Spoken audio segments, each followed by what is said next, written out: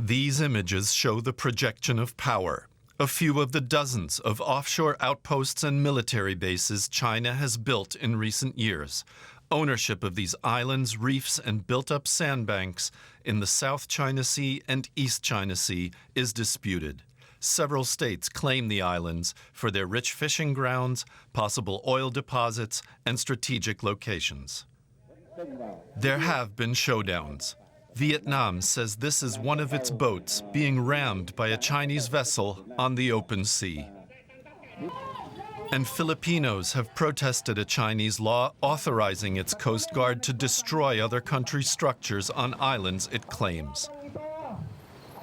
Just a few reasons why one of China's Indo-Pacific neighbors decided it needs to act. Last week, Australia sealed a deal to build nuclear-powered submarines with state-of-the-art US and British technology. And so, friends, AUKUS is born. A new enhanced trilateral security partnership between Australia, the United Kingdom, and the United States. China responded immediately and sternly. Australia is solely responsible for the difficult situation of current Chinese-Australian relations. Australia must correctly recognize the reasons for setbacks in the two countries' ties and think carefully whether to treat China as a partner or a threat. Other reactions were mixed.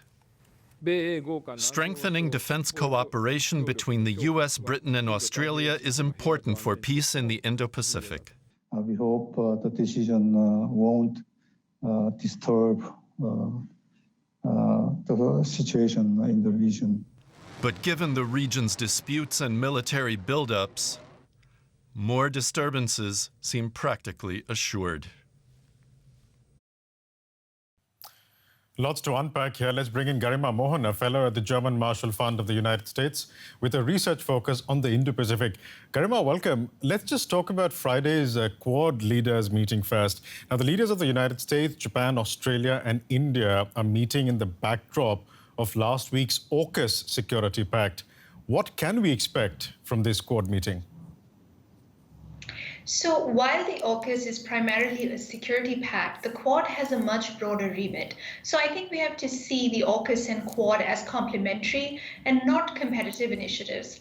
From the meeting on Friday, we can see, I'm sure we'll certainly see a few announcements around the 3 working groups that were created in the last meeting, around vaccines, where the Quad is on track to deliver 1 billion doses to the Indo-Pacific by next year, on critical technologies, on climate change. We'll certainly see a new initiative perhaps around regional connectivity and infrastructure to offer an alternative to China's BRI. And we will see an announcement around maritime security cooperation. So a really broad remit for the Quad Leaders Summit this time. But you also mentioned that they were complementary initiatives, the Quad Dialogue and the AUKUS Security Pact. Another thing that is common to them, of course, is that they both essentially counter Chinese influence in the Indo-Pacific, even though the leaders don't explicitly name China. And this is in addition to existing security pacts, such as those between the United States and Japan. And so I wonder, therefore, if all this alliance building against China, if this is a good thing for the Indo-Pacific. So let me start by saying that it is China's assertive behavior, particularly vis-a-vis the Quad countries, that has created the conditions for these 4 partners to work together in different permutations and combinations. There is really a networked security architecture emerging in the Indo-Pacific. But I have to say that the Quad, particularly under the Biden administration, is not just an anti-China security alliance. First of all, it is not even an alliance, but under the Biden administration, in its particular iteration, it has become much broader. It argues that it wants to provide solutions to regional problems, public goods, and therefore it is a more positive thing. As I mentioned, the Quad Leaders Summit, this one and also the previous one, focused really on bigger problems like COVID, climate change, technology. It's also a recognition of the fact that the challenge from China is not just in the security realm, it is actually much broader, and it extends to trade, technology, political influence, infrastructure, and therefore the 4 countries are coming together in various coalitions to provide alternatives and solutions for that in the Indo-Pacific. That might be the wider remit potentially with Quad in particular, but then I wonder how China views this, given particularly the statements that have been coming out from China in which the term Cold War mentality keeps getting repeated in terms of the Quad and the AUKUS. So how do you view the Chinese response, and how do you see this expanding moving forward?